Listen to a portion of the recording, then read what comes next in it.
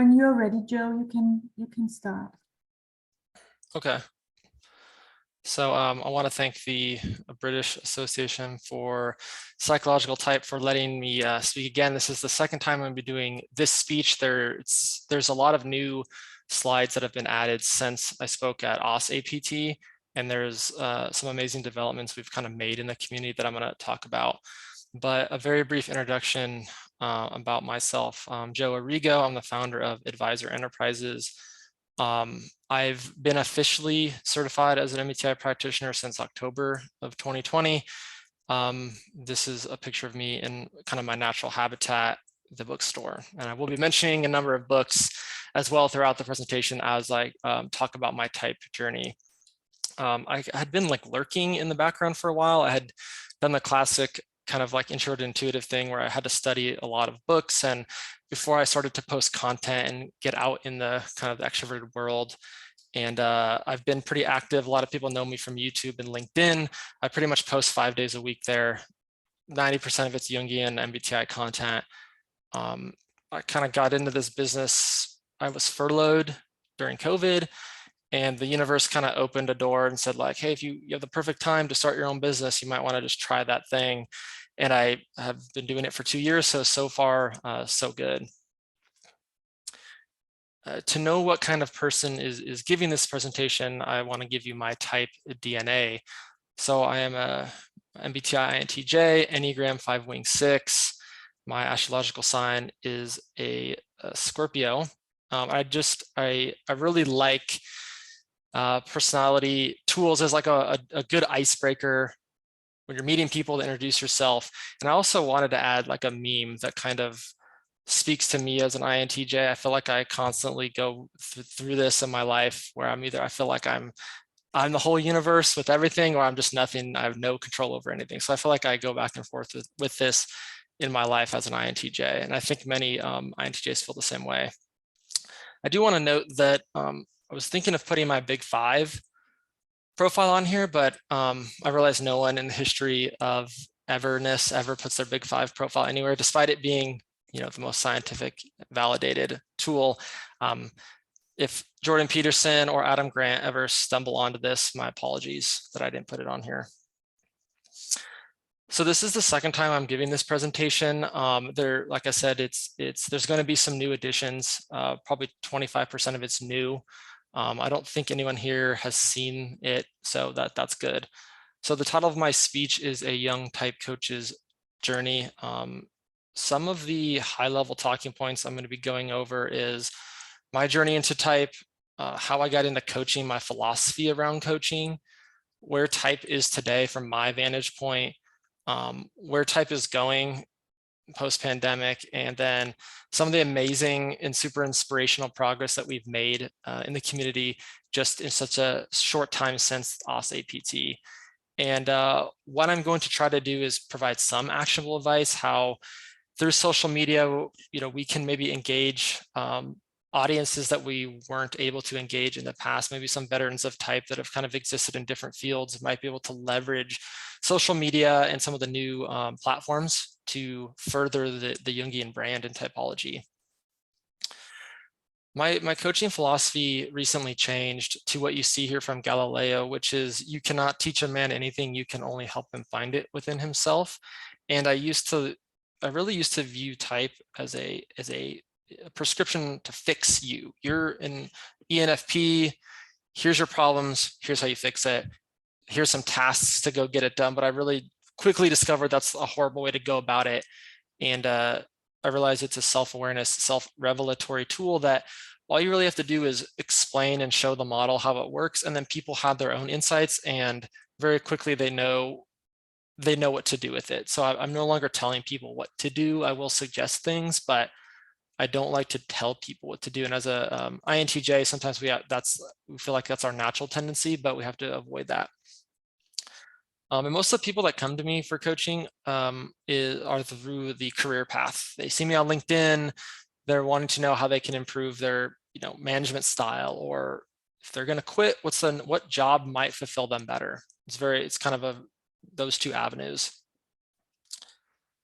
A question that actually, funnily enough, doesn't come up from people that buy my services. It's more that people that are questioning, like, well, how do you're only 32, like how can you help someone that's older than you, has more experience?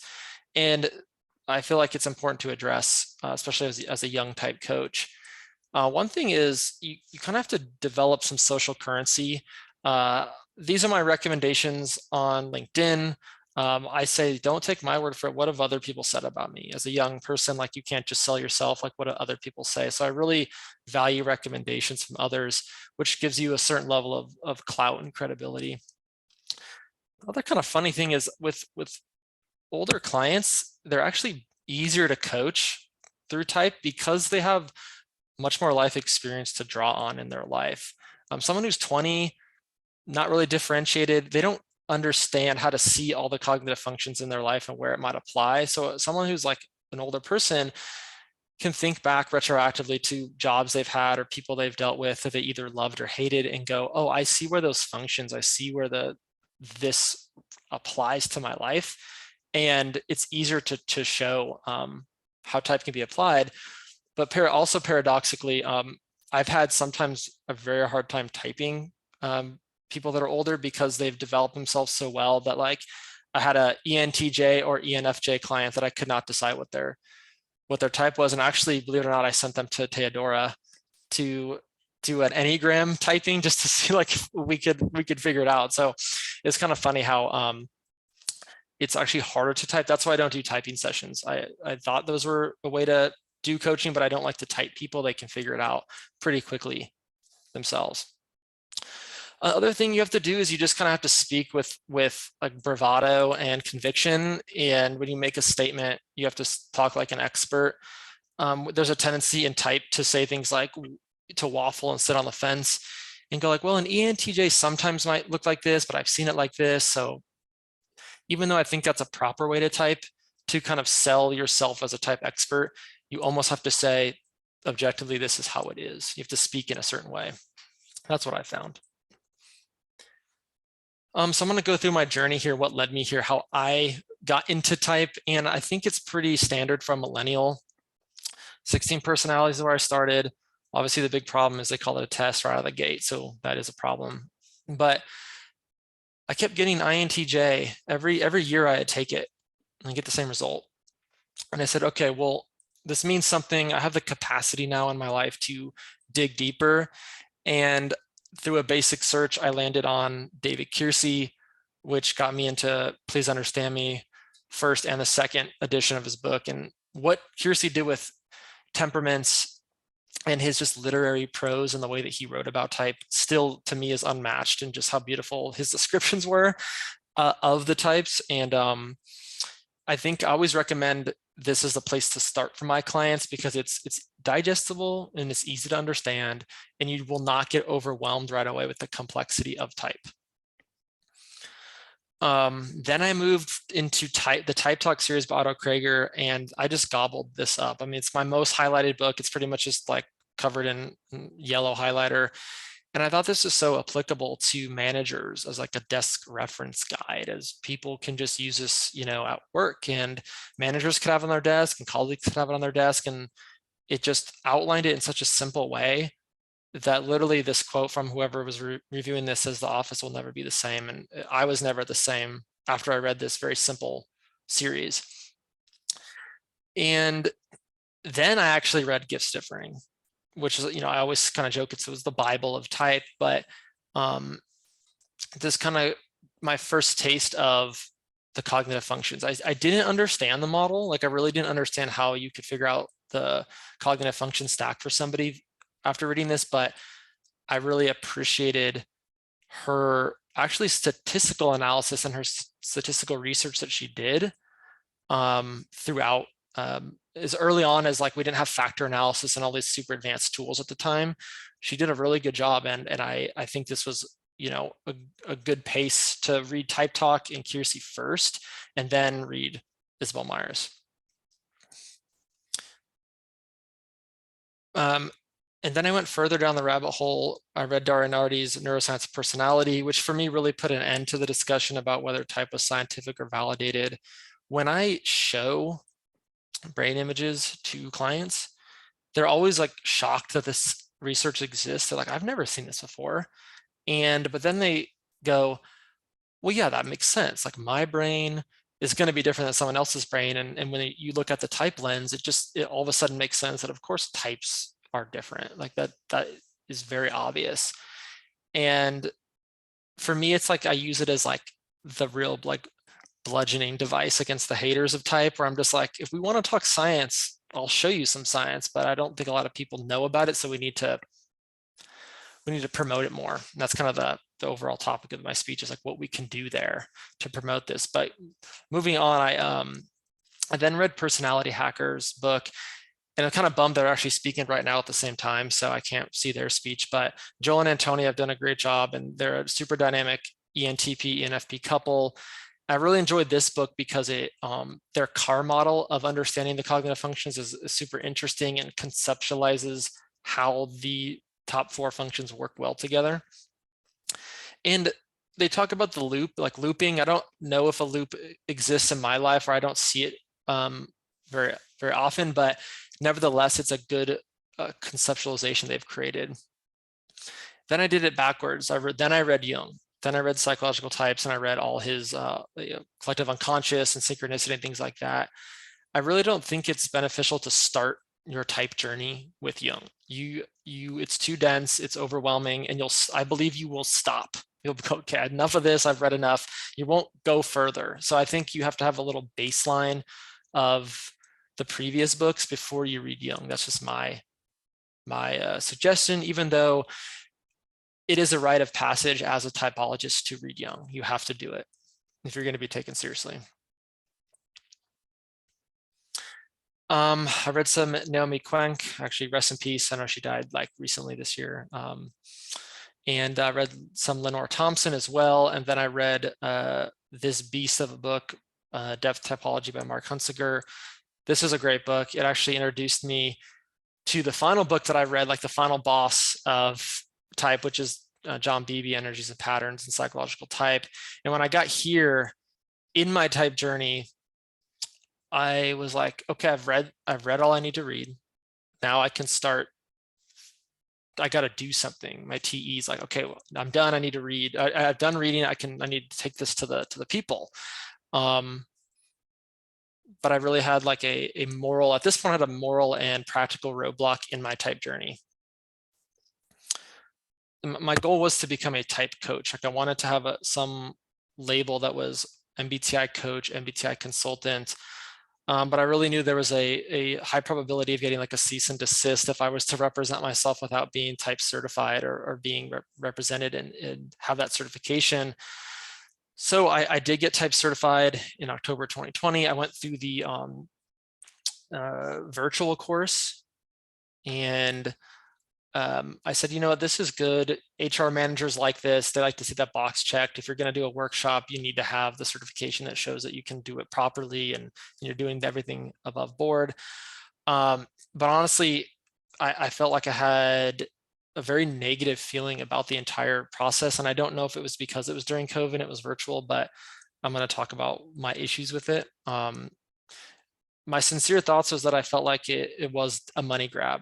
It felt like, to me, it was a very high barrier to entry to pay that amount of money for the virtual course. And I know I've talked to people that have been typed before or did their certification before that said the interactive in person was like one of the best experiences. And I'm not discounting that, but for me, I felt a little bit jaded because some of the people that got certified weren't paying attention at all the entire time. They were at their day job and kind of checking in with the presentation and got certified. So for me, that left a bad taste in my mouth that these people are getting MBTI certified that aren't really interested in it or paying attention like I was, like glued to it the whole time. So I also thought that I wish they spent more time on the cognitive functions. I think it was like an hour out of the 4 days spent on it, which we all know here that's the bread and butter of type is the function. So I kind of made a vow after this that when I'm talking about type with my clients, that it's always going to be like 99% or 90% functions, and then we could like the 4-letter code, and step 1 is step 2 if we need to do that. But people may disagree, but I think that's how I felt about it at the time. okay, so I'm vetted, I'm validated, I got the piece of paper, I'm MBTI certified. What did I start doing? I just started posting on social media. Some of the memes that I made are right here, and you can read them. I wanted to keep it high level. I wanted to keep it fun. I wanted to keep it entertaining. I didn't want to like bombard people with super complex, archetype stuff. I wanted to just meet people where they were at. And memes are becoming a universal language, so much so that, only 2 or 3 years ago, corporate America wasn't using memes as a means of communicating. And now it's like, if you're a Fortune 100 or 500 company, you better be using memes to communicate with your audience. So this is how I started. And I was putting out some educational social media content where I was doing like a series of the 16 types in the workplace.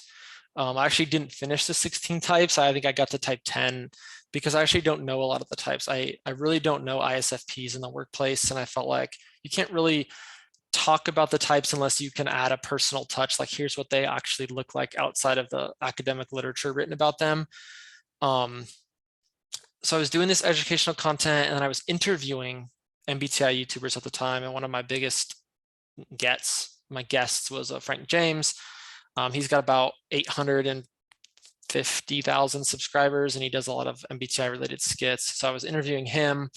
And then I got to actually interview Dario, which was a big get for me at the time, because I think it gave me my first inkling of clout or credibility. If Dario is going to interview with Joe, like, that must mean something cool. So I thought I was getting a little bit of street cred in the community interviewing Dario. And the point I want to say about like this interview with Frank and then with Dario is that interaction within our community is extremely important to propelling type further. It's the shared knowledge from the veterans of type with the enthusiasts. This collaboration is really what I believe is going to push typology further out into the mainstream and for the next like 100 years of type. Some more examples. I did an interview with Joyce Mang, and she's great. And I know that she was mentioned in the newsletter today that came out from APTI, but she's done some fascinating work. Her channel she does these things called type talks, and she'll basically have a panel of one type and have them, they'll be like 3 hours long, and she'll interview them, and you'll get to see how that type actually is and the nuances of type and the variances of type. So I had her on my show. And at the time, Dear Kristen wasn't very well known. She's Australian, but she's like quickly kind of rocket shipped in her popularity.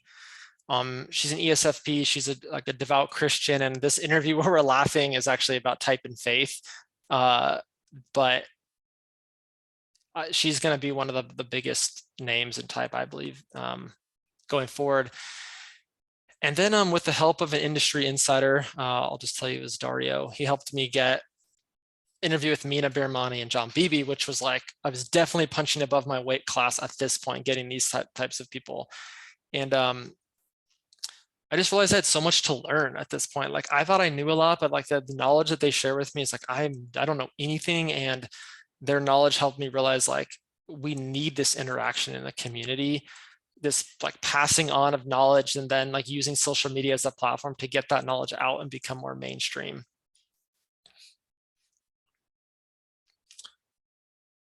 So some more examples of memes that I put out that really connected with my audience. You business coaches, they tell you like, oh, it's really easy to get business. All you have to do is answer the questions that your audience is asking. And it's actually not that easy. And to quote Dr. House, one of my favorite INTJs, reality is almost always wrong. And I found that out with business coaches. It's like, you actually it's not that easy. It's not that linear. The reason I'm showing this slide is that this middle meme right here, this INFP meme, actually got me my best client, and he's still a client to this day. And he's an ENFP, and he said, dude, actually, that's me.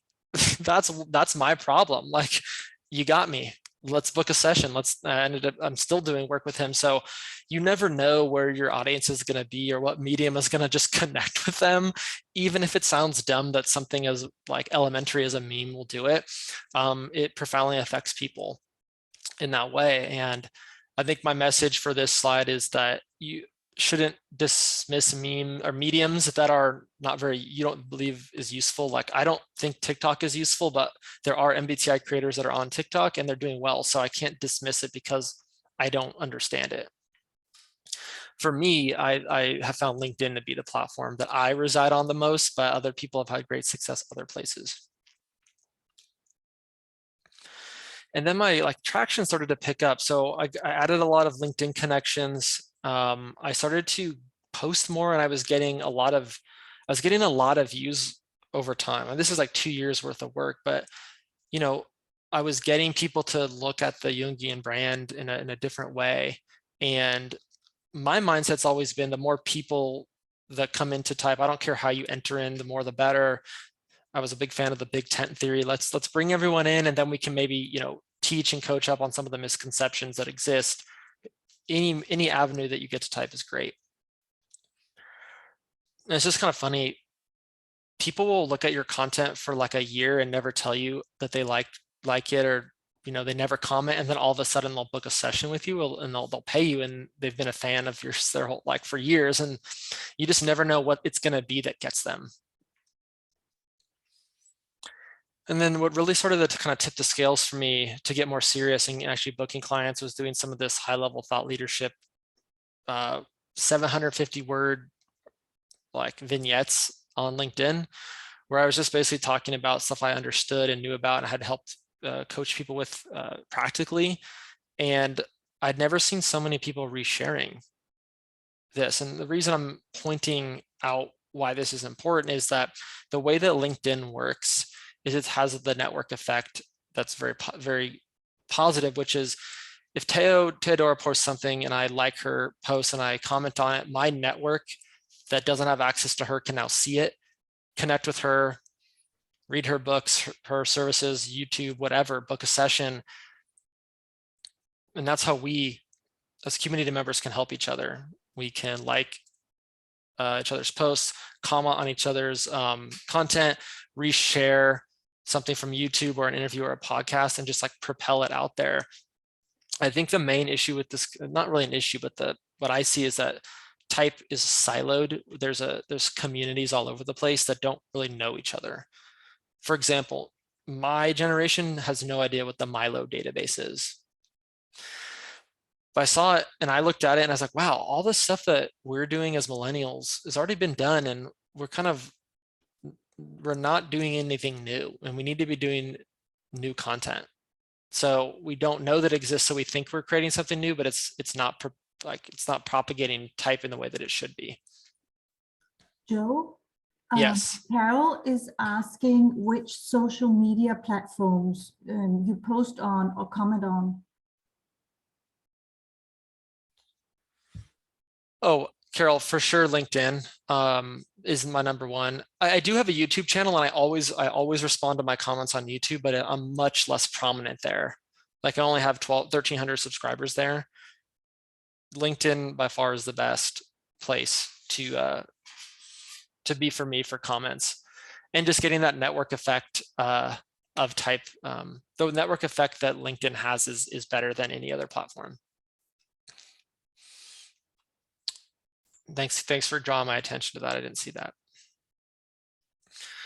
So then some of the specific thought leadership pieces around each of the 8 cognitive functions that I was writing about actually gave me a chance to show my true knowledge, and then be a really fun educational piece for the audience. And this NI piece actually had 60,000 views, which is far and away 10 times more than I usually get, maybe 20 times more than I usually get.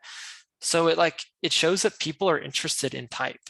They're not just clicking on it because they see words. They're reading it and they're going, wow, type is interesting, and I've never thought about it this way. And that opened my eyes to thought leadership around type being something we absolutely need to do, especially my generation.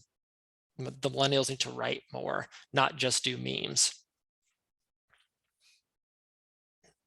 So where do the type enthusiasts, the cool kids of type per se, where do they hang out?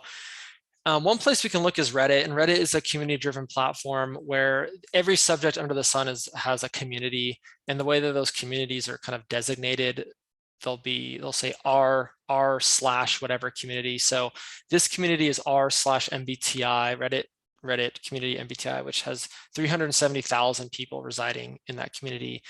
And there are smaller sub communities that exist that I'm showing you here, which is just funny because it proves type. Like you have 6,000 extroverts, but then you have 300,000 introverts on here. It's just like so hilarious how that kind of proves type. Like introverts are much more prominent in certain areas, and extroverts are like, this is a waste of time. Just go out and be in the world. And you have a high level number of INTJs. You have a lot of INTPs out here. You know, but you really don't have that many ESTJs. You have like probably the lowest number of ESTJs out here. So in a way, the community, you know, you see a lot more intuitive NI types out in the community online than you do the, you know, extroverts. But what's going on over at Instagram? And here are some of the pages that I follow. We have MBTI memes has 84,000 followers. MBTI time has 75,000 followers. And then you have MBTI as things has 138,000 followers. So like, dare I say, there hasn't been a better time to be involved in type. Like this is a great time. It's just about where do you want to grow your audience and what platforms are you comfortable using. So when there's so much content out there and so easy to make content, you're going to see a lot of misuses of type. And there's two main misuses that I see today. The first misuse is what you would call type policing, wherein a member of the MBTI community will essentially call out another member and say they're not this type, and then try to prove through the way they talk or how they express themselves that they're not this type. The damage that it does to the community is it undermines the work we're doing in type. And if a newbie is entering type and they see someone calling out someone else for not being that type, they'll say, well, if the experts can't agree on someone's type, how is someone like myself going to even know my type if people that have been studying it for years don't know their type? So I had made this joke, like as a funny aside, like you never really have made it in the type community unless someone calls you out and like questions your type. That's like the benchmark for being have made it. And I achieved this landmark goal in February 25th of this year. I was type policed and thrown in the slammer for being an ISTP at the time. What I did, not to be outdone, was I actually booked a typing session with this gentleman. We did an hour-long recorded session. It's on YouTube. And he says, actually, you know what? You are an INTJ. I had my own blind spot. And he'd only assessed me through watching my videos. He never talked to me. So there is a danger that there's too much like, oh, he's not that type, and I need to prove, it's dangerous, this person being an ENFJ when they're really ENFP, and how horrible. And I don't think it benefits our community. And the second misuse, I've seen this a lot kind of on Twitter, is using type as a means to self-diagnose yourself and make excuses for your type, like diagnosing anger, depression, or whatever. We know that you're not supposed to use type as a way to excuse behavior, and I see it in a way to like diagnose bad behavior through type.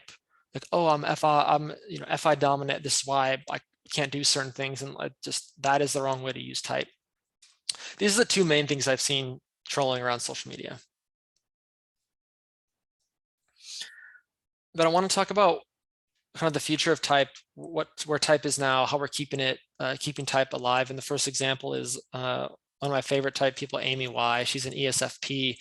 She did a whole series about breaking down all of the archetypes from BB. It was extremely well done. It was done in a manner that was educational, with great editing and great care to take care of the model and do it well. And then you have yours truly again talking about, with Dario, about the 8 keys to self-leadership. One of my favorite books, totally underrated, but someone like myself that might have a better platform online than he does can take that book and throw it out there and show people what they're maybe missing.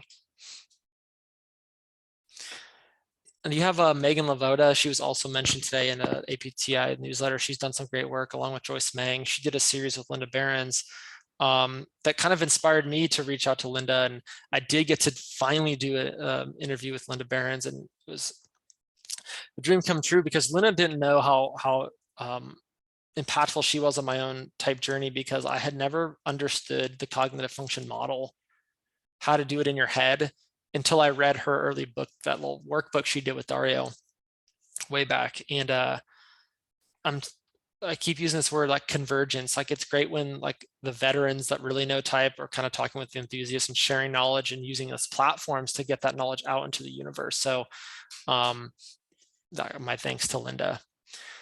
And really, unfortunately, the cosmos didn't allow for Otto Krager to be alive during my type awakening, but I did get to speak to Hal Rutledge of OKA, and actually one of my first professional encounters with an INFP, and definitely he surprised me because, you know, he's a very assertive salesman INFP. So I really appreciated that from Hal. But the point about showing this is that there's so much value that he talked about where type used to be in corporate America, where it's going now, what his clients are seeking at this point, how we can use type in a more effective manner, and how to really help a young type coach like myself avoid some of the pitfalls and mistakes that might be made. And he was really helpful in explaining that.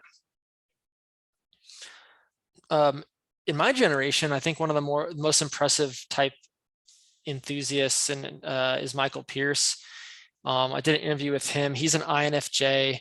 I think he's essentially a missionary that does type work. He wrote a book called Motes and Beams, and it kind of combines the best elements of religion, MBTI, and Chinese spirituality into like an amazing type book. And I did mention this before, but I do think just because my generation's much more comfortable making memes, infographics, and doing YouTube videos, we still need to make our stamp in the like literary community to write books and like kind of concretely put our thoughts out there. And I know a couple of people in my generation are doing it, but it's a challenge that I have to accept myself and do. So recently I had discovered that during my YouTube interviews, there was another type creator out there named Melissa Talks. She's an ENTP, and I actually did a video in person with her, and it was extremely fun. And it was like, remember when we used to get together and do type stuff? Like, I mean, these conferences used to be in person, and I wanted to recreate that. So we met up. She drove like 6 hours to meet up with me, and we did 2 different videos, and it was really awesome.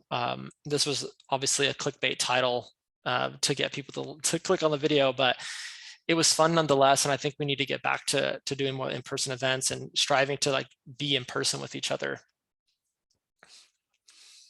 So this is what I'm excited to talk about since my last speech at APT, is the progress we've made in the community in such a short period of time. I've seen some amazing strides made. And so I had Sue Blair and I chatted after my last speech, and she was like, what can I do to put my knowledge out on LinkedIn? And I just kind of gave her some very high level tips, and she took my advice to like massive returns. Like, for someone that doesn't post that often, she had 67 likes, which is like a lot, 27 comments. Her style is very good, the way that she describes type. But I told Sue, I'm stealing this. I'm taking this from you because this is so great, and only someone with your expertise could make it look this easy. This is not easy to come up with this, but she made it so simple because she's got some expertise. And the point of showing you this is, I would never have stumbled upon this. There's no way I would have accidentally discovered this exercise from Sue unless I booked a session with her, which was unlikely. Just our paths would not have crossed. But she put this out there, and it's a tool that I can use. It's a tool that's accessible to other people.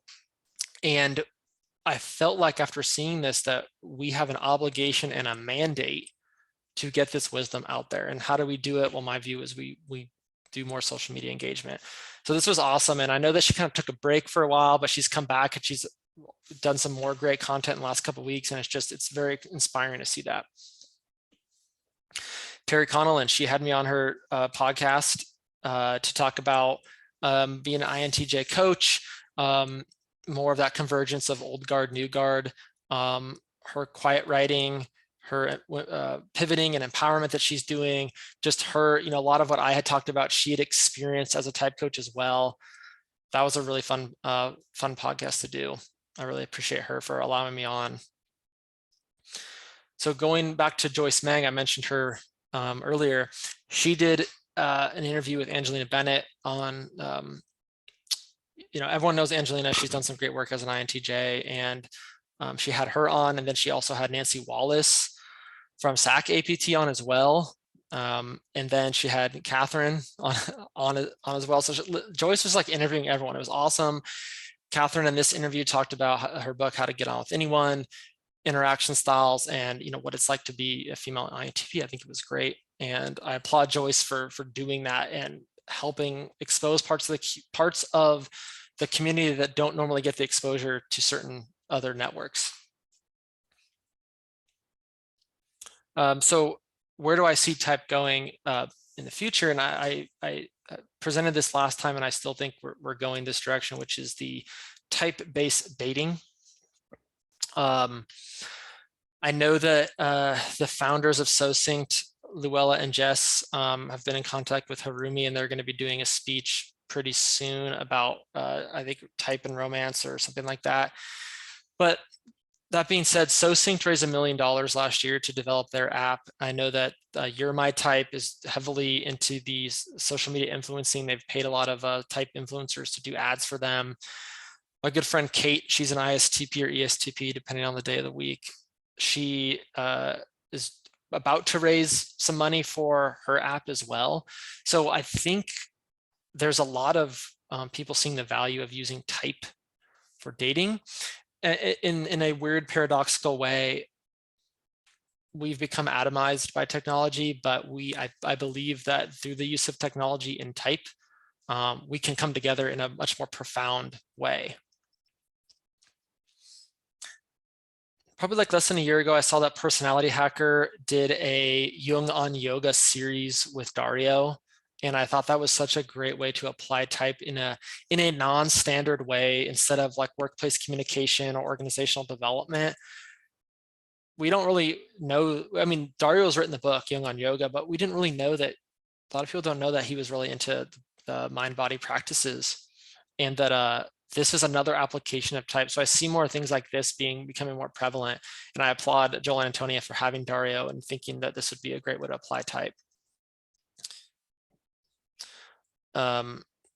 In one place that I've recently started to apply type, I don't know if it's new, but someone can maybe chat if it is new, is like doing job descriptions. In my corporate role as a recruiter, I was looking at how to apply type to job interviews and job descriptions, and I started breaking down and analyzing job descriptions and helping companies decide like, okay, if this is your job description, this is the type that would fit. Not that all the types can't do it, but this is what you're looking for.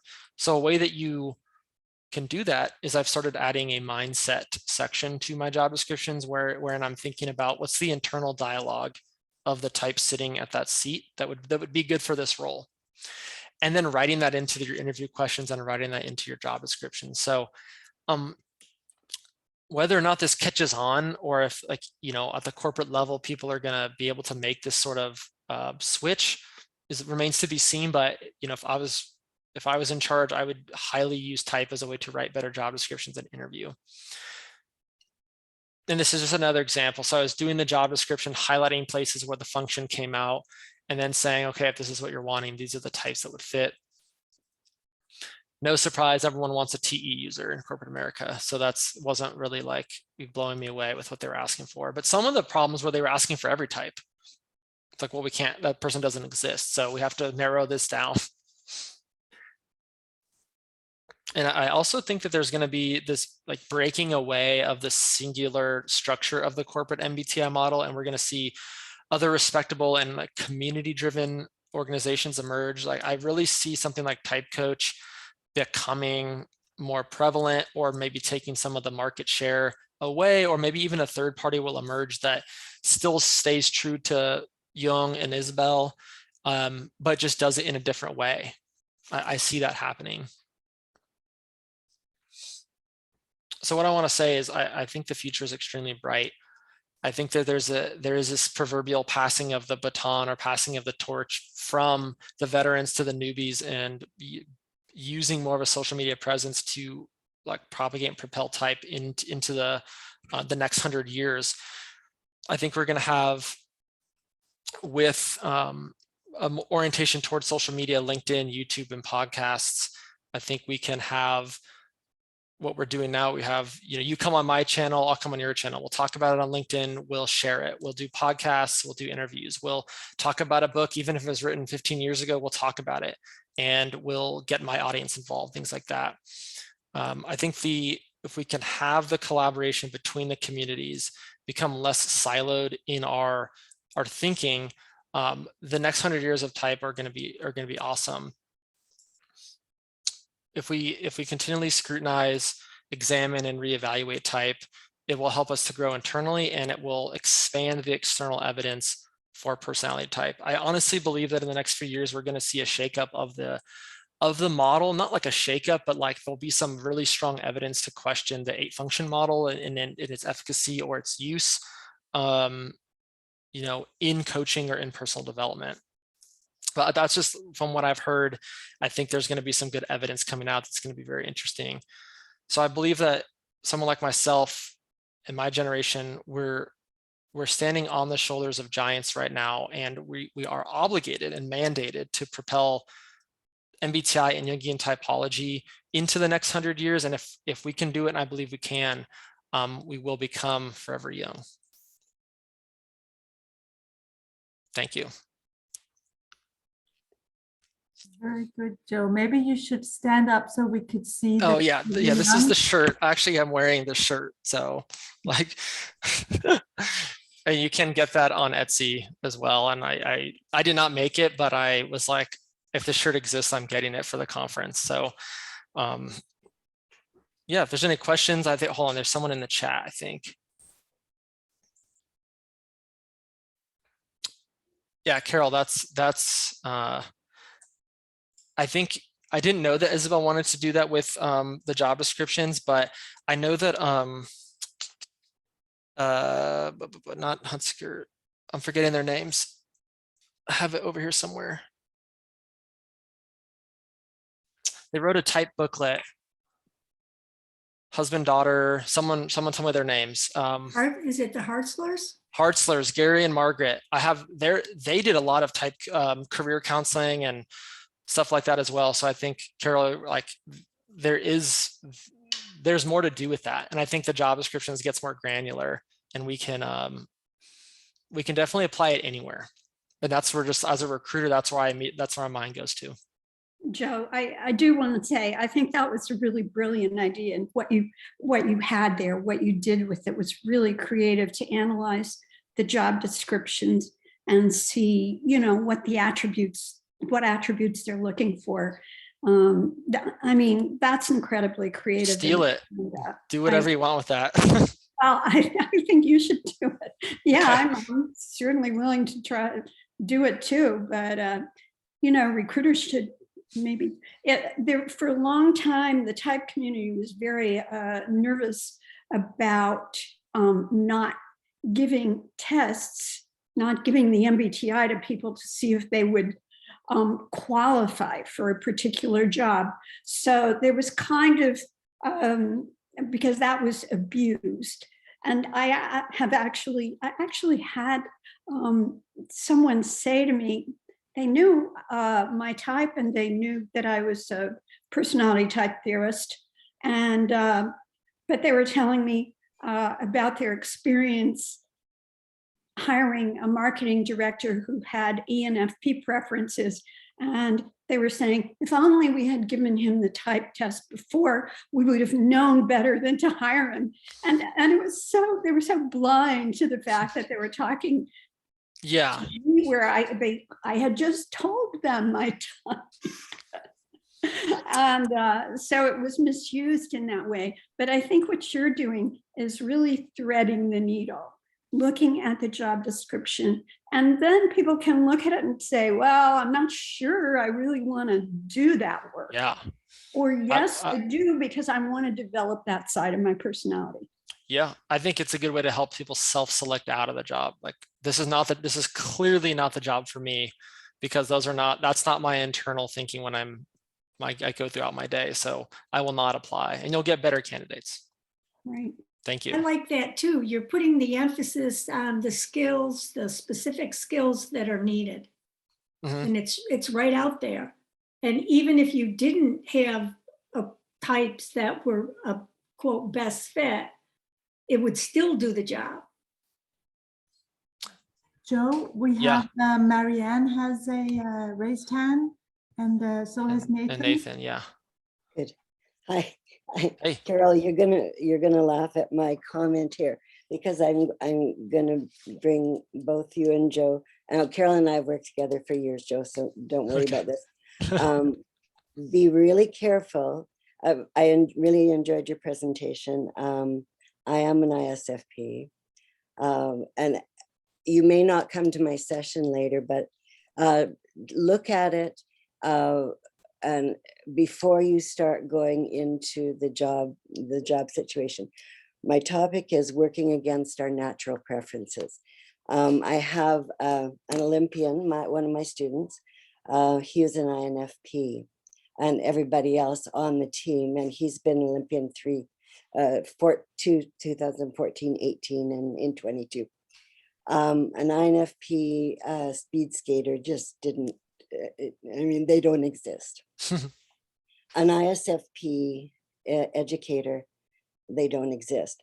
So you look at my charts, you'll like them, and you'll be able to see I was the only ISFP in any school I ever worked in for 32 years. But what the opposite does is they bring an alternative. If the opposite can stand, I should never have been an educator. I go into what I should have done, of course, what I would naturally have loved to have done.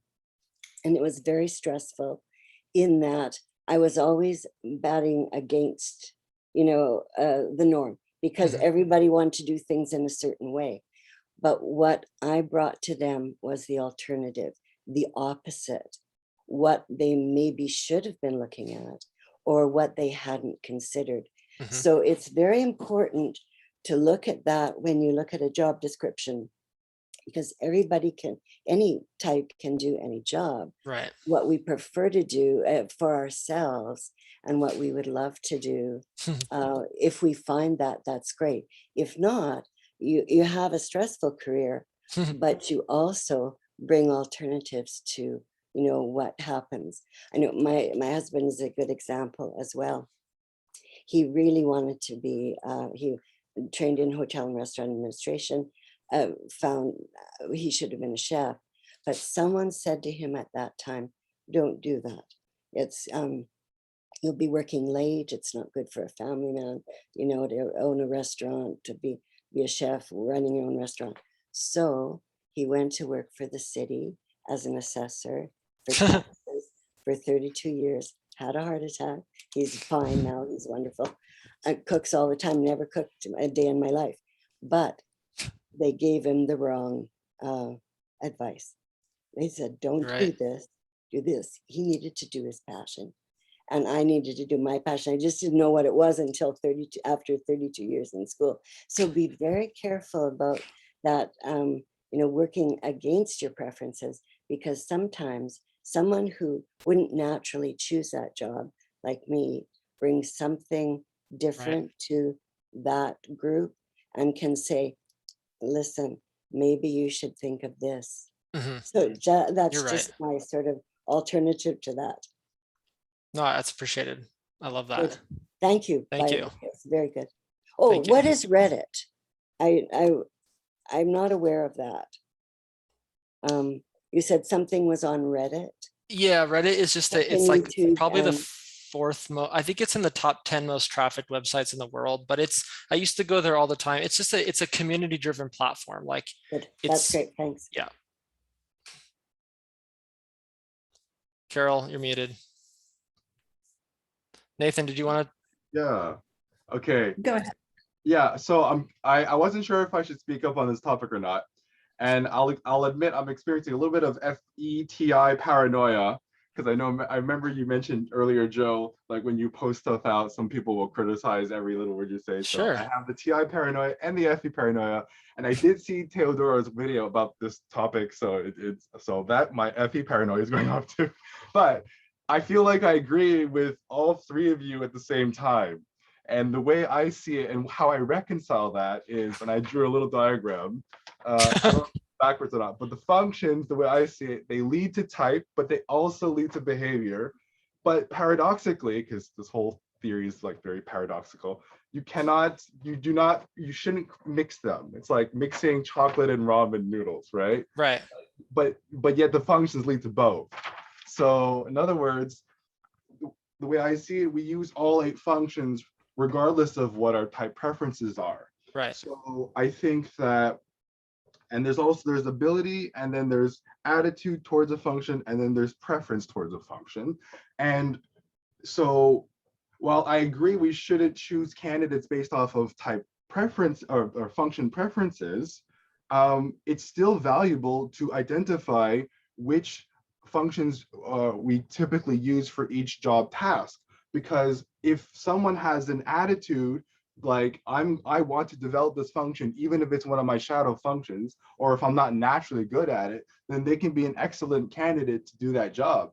And I've been in many situations. I mean, I had a white collar job for 4 years, doing very SITE work, and I was literally sitting next to 5 ESTJs in the same office for 4 years straight. So I can definitely relate to what Marianne was saying about, having a minority and having to like push against that current. But I think that because of my meta awareness of, knowing that I needed to develop my SI and my TE and my FE to do my job, I was able to handle it. So I think that I wouldn't take the baby out with the bathwater in terms of the function behavior connection, as long as we don't mistaken it for type. Yeah. I love that. That's beautiful. No, I agree. And I might have tried to simplify things down too much, which obviously is a detriment sometimes. And I'll admit, I'm not as eloquent as the 3 of you who orient an ISC about this. Oh, sorry, that was a judgment there. But a complimentary one at least. Thank you. Yes, I am in support of like putting the functions in the job descriptions, but maybe with a caveat underneath, or an explanation. Okay. Yeah. It's valid.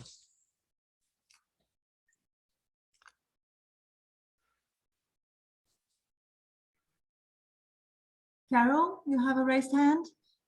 I just wanted to add one thing, that what I see is valuable in what Joe was doing there is because he is a coach. And if you're coaching people and somebody is applying for a job, they need to know how to present themselves. And I've had, for example, ENFPs ask me, how do I get along with my ESTJ boss? And I tell them, first of all, don't smile.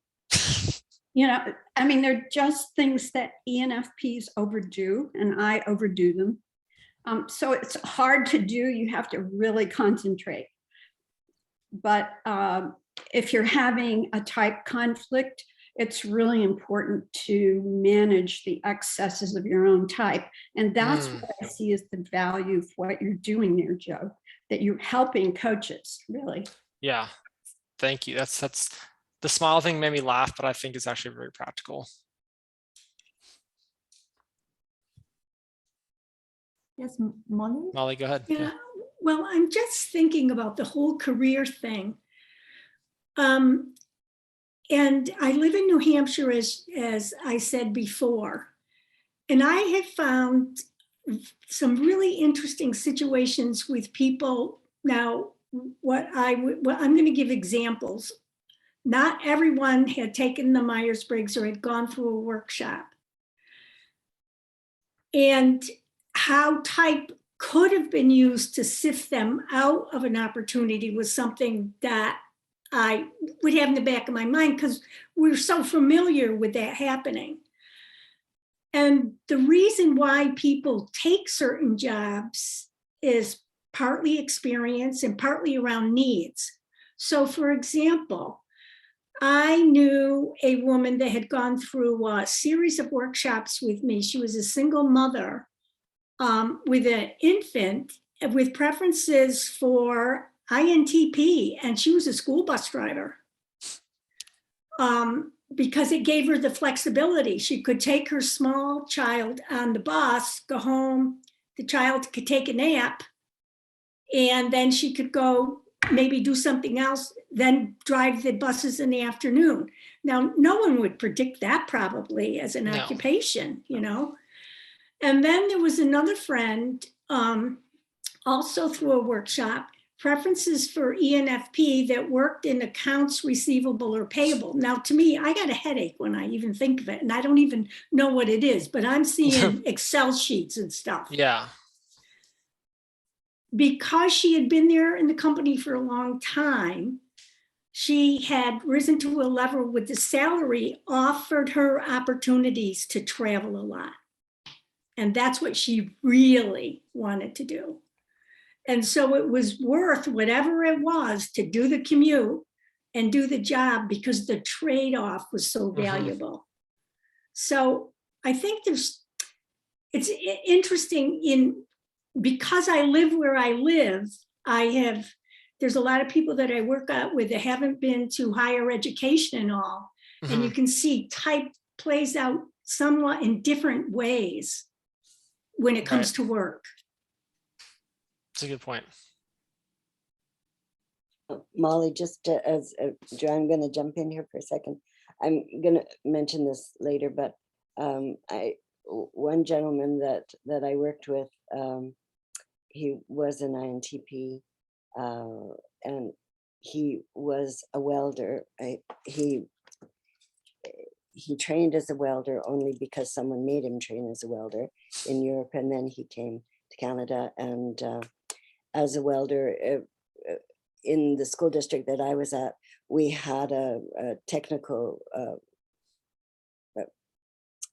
part of the school, and he got a job as the welding instructor. He went back to get his education, but whenever I used to go and look for him, he was always in the physics class. And I said, Bruno, why are you always in the physics class? And he said, I never had the opportunity to go to school when I was in Europe. Someone put me into this program and I became a welder. And he said, I love physics. He was an INTP. He said, I just go into the physics class to listen and I work out all the problems. You know, he went to the highest level. So that was his way of, you know, feeding his interest, because his whole life set him in a different direction. He didn't love it, but he did it because he had to. But his interest was then the physics class, and he spent hours in that physics class. Whenever I went to look for him, if he had a break, he was in one of the physics classes doing all sorts of calculations. It was a very interesting guy. Awesome. Good story. Dario Nardi. Yeah, I was just hoping if we could see the shirt one more time before the before the session ends. Yeah, it's good. There we go. Isn't it good? Yeah, I'll put the link to the store. Yeah, thanks. Thanks, Dario. Yes, so the hour is up. So I would like to say thank you very much, Joe. That was really interesting. And I will stop the recording now. And thank you for being here. It was great. You're welcome.